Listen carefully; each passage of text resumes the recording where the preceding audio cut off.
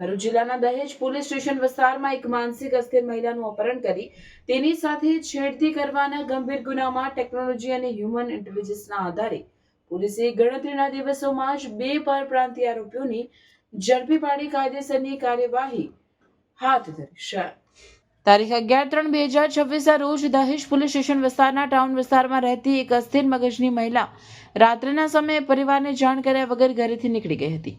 આ દરમિયાન બાઇક પર આવેલા 2 અજાણ્યા શખ્સોએ મહિલાને ઘરે મૂકી જવાની લાલચ આપી બાઇક પર બેસાડી મહિલાને દહેજ જીઆરડીસી વિસ્તારમાં લઈ ગયા હતા, જ્યાં ચાલુ બાઇક પર તેની સાથે શારીરિક અડપલા અને છેડતી કરી હતી. ઝપાઝપી દરમિયાન મહિલા બાઇક પરથી નીચે પડી જતા તેને ઇજાઓ પણ પહોંચી હતી. આરોપીઓ મહિલાને ત્યાં જ છોડીને ફરાર થઈ ગયા હતા. બાદમાં પિરામણ કંપનીના ગેટ પાસે મહિલા ઇજાગ્રસ્ત હાલતમાં મળી આવતા પરિવારે પોલીસ ફરિયાદ નોંધાવી હતી.